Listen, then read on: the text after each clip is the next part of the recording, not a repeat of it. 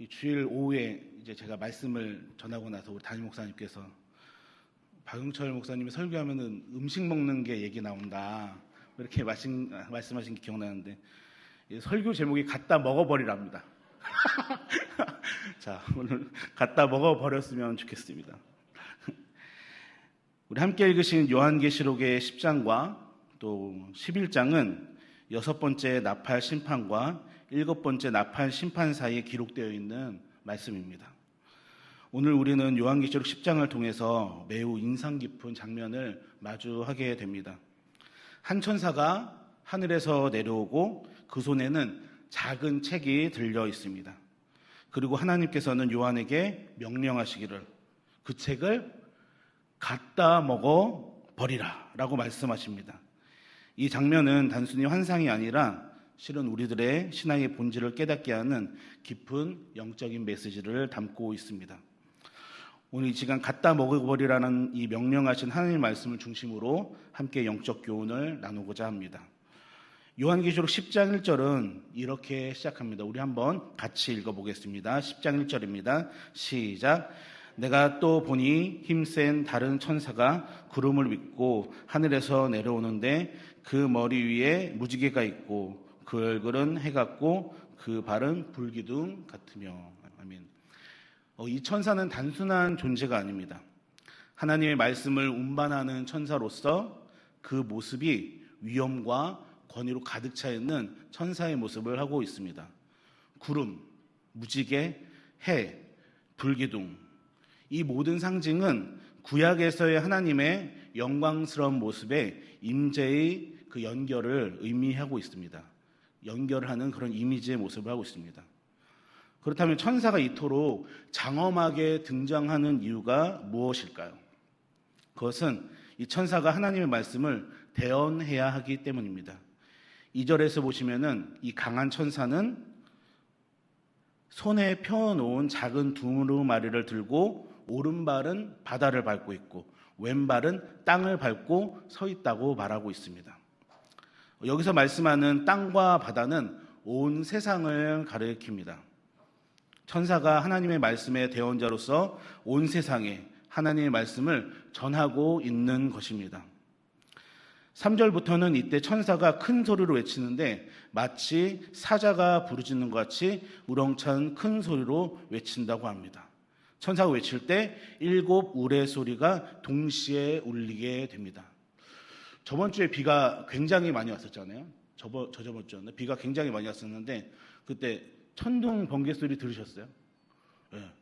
우렁, 쿵, 막 이런 이 소리 들었는데 저도 이제 저희 사태 앞에서 이렇게 이 천둥 치는 거를 실시간으로 감상했습니다. 쿵 하면서 번개가 콱 이렇게 내리는 거를 봤는데 여기 묘사하는 거 보니까 마치 이게 사자 소리 같다.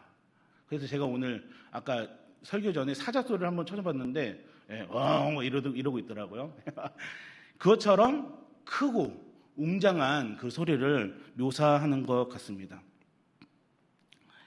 선포는 그런데 주님께서는 7 우레가 이 말하는 것을 신기하게도 임봉만 하고 막아버리고 기록하지 말라고 말씀을 하고 있는 것입니다. 다른 말로 선포는 해도 되는데 기록하지 말고 봉인하라고 말씀하고 있는 것입니다. 이것이 왜 그런 것일까 제가 생각해 봤을 때 마치 불의한 자에게는 아무리 말씀을 들려주어도 아무리 말씀을 들어도 회개하지 않기 때문에 이러지 않았을까라는 생각을 하게 되었습니다. 그리고 바다와 땅을 밟고 있는 천사가 오른손을 들고 맹세를 하게 됩니다. 이 맹세 속에는 하나님의 특성이 나타나 있습니다. 하나님의 특성은 6절에 나와 있는 것처럼 예정대로 지체 없이 실행하시는 분이시라는 사실입니다. 지금은 계시가 비밀 같아 보여도 곧 그 계시는 성취될 것입니다. 그 비밀이나 모든 지상을 압도할 하나님의 나라의 도래인 것입니다. 이렇게 하나님의 나라는 예정대로 지체 없이 반드시 이루어질 것입니다. 이어서 8절에 보시면은 천사의 손에 펴놓인 두루마리를 가지라고 말씀하고 있습니다. 그리고 천사는 이제는 단지 들려는 것이 아니라 이번에는 요한에게 먹으라고 말하고 있습니다. 요한이 천사에게 작은 책을 받아 먹습니다. 9에서 10절인데요. 우리 같이 한번 읽어보겠습니다. 시작. 내가 천사에게 나아가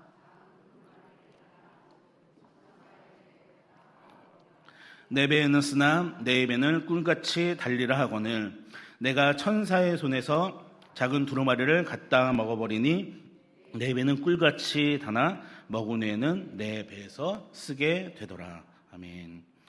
천사의 명대로 두루마리를 먹으니 입에서는 꿀같이 다나 배에서는 쓰게 됐다고 합니다. 먹기에는 좋지만 먹고 난 후에 쓰게 된 것입니다. 시편 19편 10절에는 하나님의 말씀을 꿀과 송이꿀보다 더 달다고 말씀하고 있습니다. 그렇게 고백하고 있습니다. 그런 것처럼 하나님의 말씀은 이 시대를 살아가는 우리에게 위로와 소망을 주고 기쁨을 줍니다.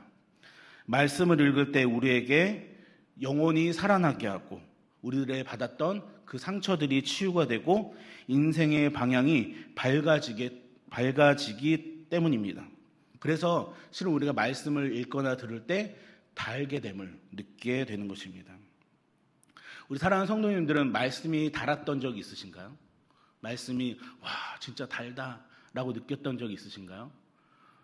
저는 평소에도 이렇게 말씀이 달다라고 느끼고 있지만 정말 강하게 이 말씀이 달다라고 느꼈던 적이 있었는데 그때가 언제였냐면은 한 10년 안 된 것 같은데 제가 신대원 시험을 준비할 때였어요. 저희가 이제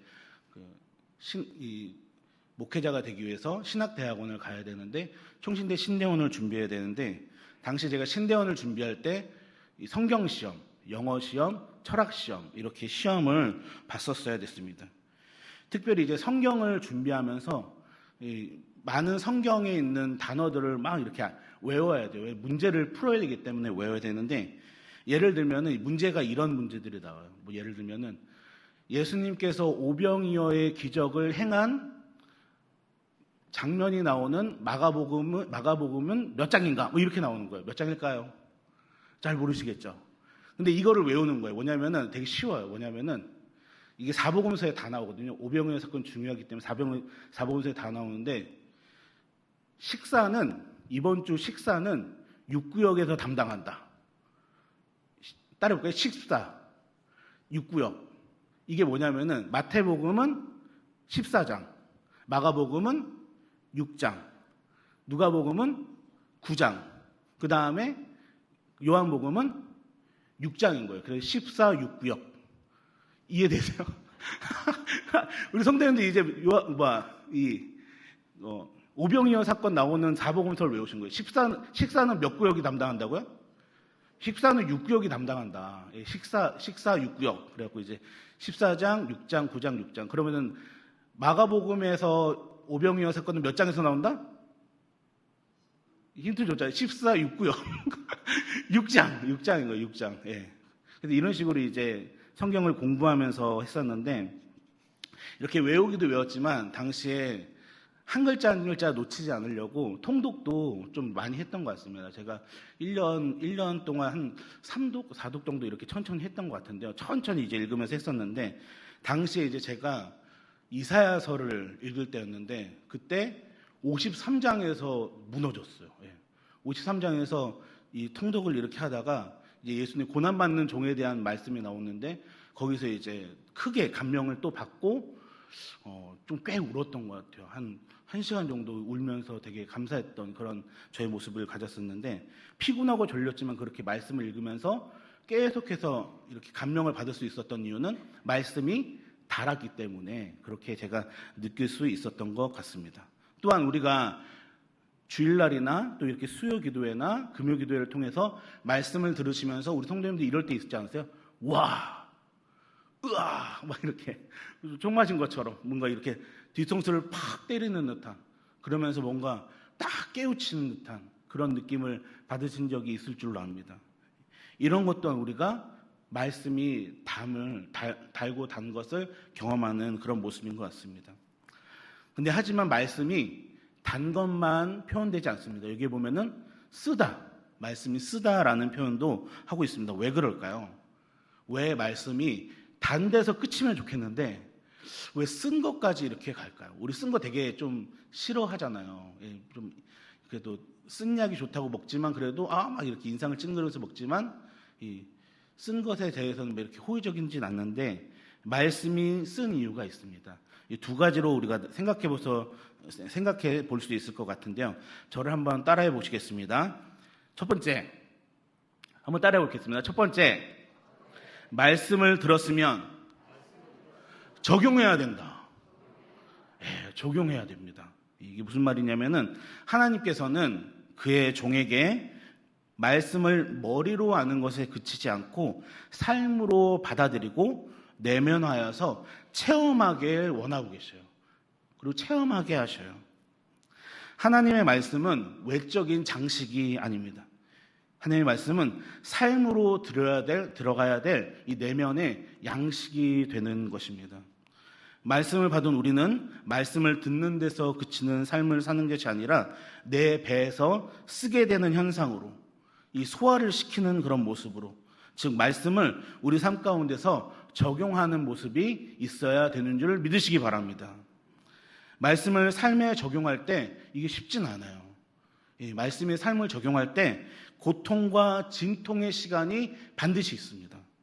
우리가 이 비진리인 세상 속에서 진리인 말씀을 가지고 살아간다는 것은 실은 그렇게 쉬운 건 아닙니다. 하지만 우리는 말씀을 받은 자로서 말씀을 적용해 나가야 되는 것입니다. 우리 사랑하는 성도 여러분, 말씀을 적용하실 때 우리 성도님들 가운데 참 말씀 적용하기 어렵다. 하나님의 말씀, 예수님께서 분명히 성경에서 여러 가지로 말씀해 주셨는데 그 말씀하신 거를 참 살아가기 힘들다라는 경험을 하신 적이 혹시 있진 않으신지요? 저는 잘하고 있는 줄 알았어요. 이 말씀에 대해서 상당히 잘하고 있는 줄 알았는데 잘 못하고 있더라고요. 그 말씀이 뭐였냐면은 예수님께서 그렇죠. 내 이웃을 뭐처럼 사랑하라? 내 몸과 같이 사랑하라고 말씀하셨는데 이 말씀이 상당히 요즘 저에게 많이 부딪힘을 느끼게 됐었습니다. 한 3주 전인 것 같습니다. 한 3주 전에 우리 여기 교회 앞에 보면은 주차장이 있잖아요. 2주차장이 있잖아요. 2주차장과 우리 담임 목사님의 이름을 빌린 성호빌라. 이 2주차장과 성호빌라 사이에 조그만한 이 공간 있는 거 아시죠? 거기도 실은 우리 교회 주차장이거든요. 근데 이제 거기에 차를 주차하고 그러는데 교회 차를 거기다 주차하다가 제가 물품을 구입하러 잠깐 나갔다 온 사이에 택시가 하나 거기 딱 주차를 하고 있는 거예요. 그러면은 이 주차를 하면은 어떻게 해야 될까요?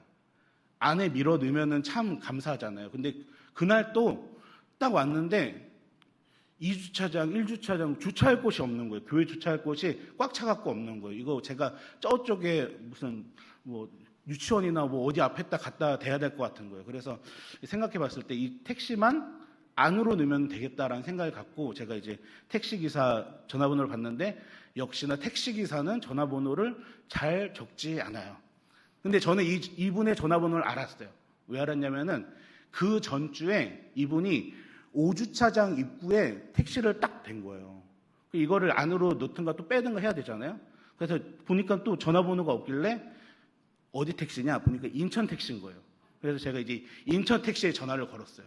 전화를 걸어서 지금 택시가 이렇게 우리 교회 주차장을 이루고 있다. 그러니까 그분이 막 이렇게 받으시더니 원래 잘 안 가르쳐 주는데 알려준다. 그러면서 이제 제가 번호를 받았어요. 전화를 걸었는데 제가 한 10몇 분을 그 자리에서 이제 계속 한 5통을 한 것 같은데 안 받으시는 거예요. 그래서 그러면 냅둬야겠다, 어쩔 수 없겠다 하면서 이제 했는데 그분이 또 거기다 주차를 한 거예요. 제가 포기를 할까요, 안 할까요? 이제 잘 걸렸다. 이분 나한테 잘 걸렸다. 그러면서 어떻게든 이제 제가 전화를 걸었어요. 감사하게도 통화 2번 만에 이분이 이제 전화를 딱 받게 됐습니다. 전화를 받더니 이분이 이제 제가 이제 말씀을 드렸죠. 주차장인데 안으로 차를 좀 넣었으면 좋겠다. 근데 이제 아저씨가 어쩌고저쩌고 막 얘기하더니 뭐라고 그랬더라? 에이씨 하면서 끊는 거예요. 네. 원래 뭐라고 했냐면은 2시간 있다 나가니까 이따 뺄게요 그러는 거예요. 그래서 2시간이 아니라요. 저희 교회 차를 주차해야 되는데요. 그러니까 에이씨 그러더니 끊으시는 거예요. 근데 이제 보니까 저쪽에서 난닝구 바라보러 막 이렇게 저를 막 때리듯이 막 이렇게 오시는 거예요. 그러더니 이제 차를 이렇게 좀 안에 넣었으면 좋겠다는데 거기서도 이 아저씨 분이 좀 안 풀리신 것 같아요. 왜냐면은 2시간을 더 자야 되는데 저 때문에 깬 거잖아요. 그러니까 이제 그거에서 막 이렇게 화를 뭐 이렇게 씩씩거리면서 내는데 제가 이제 슬슬 혈압이 오르기 시작하는 거예요. 뭔가 가슴에도 뜨거운 게 막 이렇게, 왜냐면은 제 정중히 말씀하는데 계속해서 화를 내니까. 근데도 이제 저는 꾹꾹 참았죠. 이제 목사니까. 그래서 꾹꾹 참고 이렇게 해서 좀 이렇게 이동해 달라. 그러고 나서 이 아저씨가 차를 저쪽 쭈꾸미 쪽으로 막 이렇게 가더니 주차를 하고 나서 이렇게 오는 길에 교회 앞에 이제 우리 앞에 교회 또 주차장 있잖아요. 바로 앞에. 거기 앞에 제가 이렇게 서 있었는데 지나가면서 저 들으라고 뭐라고 했냐면은 재수가 없으라니까 그러는 거예요. 근데 이제 그걸 제가 못 들었다면은 상관없는데 제가 들었잖아요. 제 마음 가운데서 이 뜨거운 버튼을 누르기 시작한 거예요. 그래서 제가 이제 아저씨를 불러 세웠어요. 아저씨 뭐라고 하셨어요? 그랬어요. 아저씨 뭐라고 하셨어요? 그러니까 아저씨가 뭐요? 그러는 거예요. 그래갖고 아저씨 지금 저한테 뭐라고 하셨잖아요. 그러니까 뭐라고 그래요? 뭐 시비 거는 거야? 뭐 이러면서 이제 아저씨가 저한테 막 시비 거냐고 막 그러는 거예요. 시비 거는 게 아니라 시비는 지금 아저씨가 걸고 있는 거고요. 저는 이렇게 말씀을 드렸는데 왜 아저씨가 이렇게 재수없냐고 뭐 막 이렇게 또 씩씩거리면서, 그 다음은 저도 이제 실은 생각이 안 나요. 뭐라고 이제 아저씨와 대화를 나눴는데 뭐라고 했는지 생각은 안 나지만 어쨌든 그 아저씨는 가셨어요. 가고 나서 제가 어떤 생각을 했을까요? 이 마음에 불편함이 있는 제가 어떤 생각을 했을까요? 선생님, 이거 누구 잘못인가요? 제 잘못입니다. 제 잘못입니다. 돌이켜봤을 때 제가 처음부터 실은 잘못했습니다.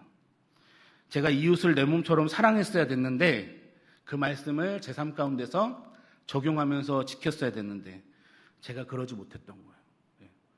아까도 말씀드렸듯이 한 번 제가 전화를 걸었다가 안 받은 경험이 있기 때문에 어떻게든 지금 이거는 해결해야 된다는 그런 마음을 가지고 어떻게든 전화를 하려고 했던 그런 제 마음 가운데 더 친절하게 얘기하지 못했던 거예요. 만약에 예를 들어서 제가 아저씨 피곤하시죠? 정말 죄송합니다. 선생님 너그러이 차를 빼주시길 부탁드립니다 했다면 이분이 어떤 반응을 했을까요? 미안하게 생각하면서 또 우리 교회에 대해서 좋은 마음도 가졌을 것 같은데 제가 그러지 못했던 저의 마음을 좀 이게 생각하게 되고 돌아보게 됐습니다. 그 이후로 제가 좀 이제 주차에 연락을 할 때는 친절하게 하려는 그런 모습을 좀 더 가지려고 합니다. 왜냐하면은 우리 교회가 이 주차장을 개방한 것 자체가 이웃을 사랑하려고 한 거예요. 내 이웃을 내 몸같이 사랑하려고 했던 예수님의 말씀대로 하려고 주차장을 개방했는데 제가 거기에 실은 잘못을 했던 거였죠. 말씀을 적용하는 게 이토록 어렵습니다. 씁니다. 그렇기 때문에 우리는 더 이 귀한 말씀을 우리 삶 가운데서 지킬 때 말씀을 적용하면서 말씀을 들었으면은 적용하는 삶으로 우리 성도님들 귀한 말씀을 받으실 수 있길 간절히 바랍니다. 두 번째 말씀이 쓴 이유는 같이 한번 따라 볼게요. 말씀을 들었으면 전해야 한다. 요한이 말씀을 먹은 후에 우리 주님께서 이렇게 말씀하고 계십니다. 우리 11절을 함께 같이 읽어보겠습니다. 11절입니다. 시작. 그가 내게 말하기를, 다시 예언하여야 하리라 하더라. 아멘. 말씀을 먹는다는 것은 책임을 동반한 은혜임을 믿으시기 바랍니다. 말씀을 받았다는 것은 그것을 나누라는 사명으로 이어지는 것입니다.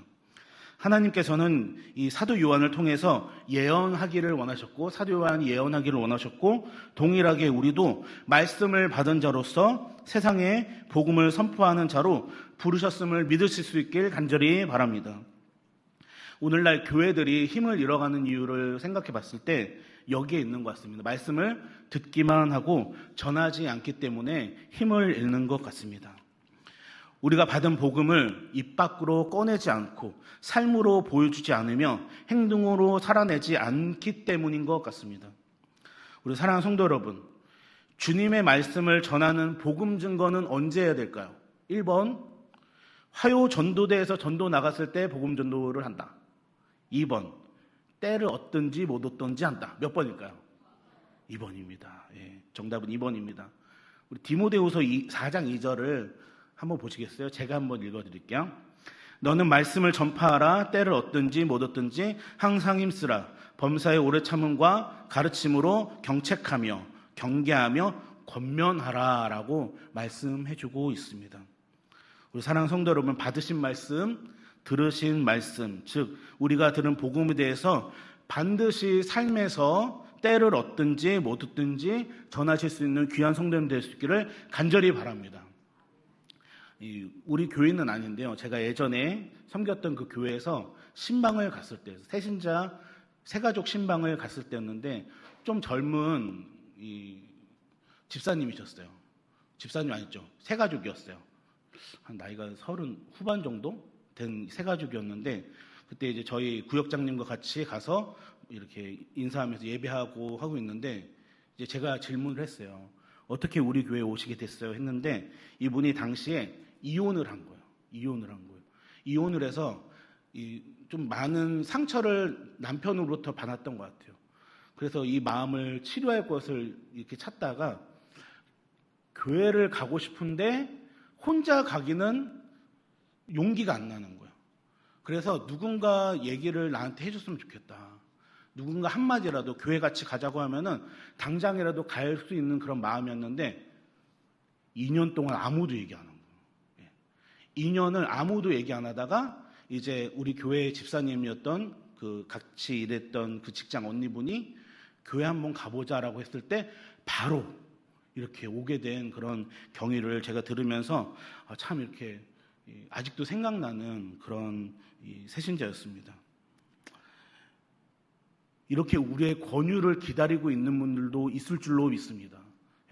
그 한마디를 기다리는 거, 용기가 안 나니까 같이 교회 가자, 같이 예수님 믿자라는 형식으로 이거를 한마디를 기다리는 분들도 있을 줄로 압니다. 말씀을 먹고 들은 우리는 때를 얻든 못 얻든 그분이 반응을 하건 안 하건 우리는 지속적으로 예수님 믿을 것을, 교회에 가볼 것을 권유할 수 있는, 그렇게 복음 증거의 삶을 지속적으로 살아가실 수 있길 간절히 소원합니다. 요한은 고난 중에 계시를 보았고 말씀을 먹었고 결국 그것을 세상에 선포하였습니다. 우리도 말씀을 먹은 자로서 그 말씀을 세상 가운데 선포하는 이 사명을 지닌 우리들임을 잊지 않으시길 간절히 바랍니다. 우리 말씀을 마치려 합니다. 사랑하는 성도 여러분, 말씀을 아는 것은 삶으로 이어져야 되고 그 말씀은 반드시 삶에서 번역이 되어야 됩니다. 이 번역되지 않는 그런 지식은 지식에 그치게 됩니다. 삶의 능력이 보태지가 않고 삶의 능력으로 나타나지 않을 수 있습니다. 오늘 이 수요 기도의 시간, 우리 하나님께서는 동일하게 우리 성도님들에게도 명령하고 계십니다. 갖다 먹어버려라. 단지 말씀을 읽는 자, 듣는 자, 아는 자로 머무르지 말고 말씀을 삼키는 자, 말씀으로 사는 자, 그리고 말씀을 전하는 자의 삶을 살 수 있는 우리 귀한 신광의 성도님들 될 수 있기를 주님의 이름으로 간절히 소원합니다. 기도하시겠습니다.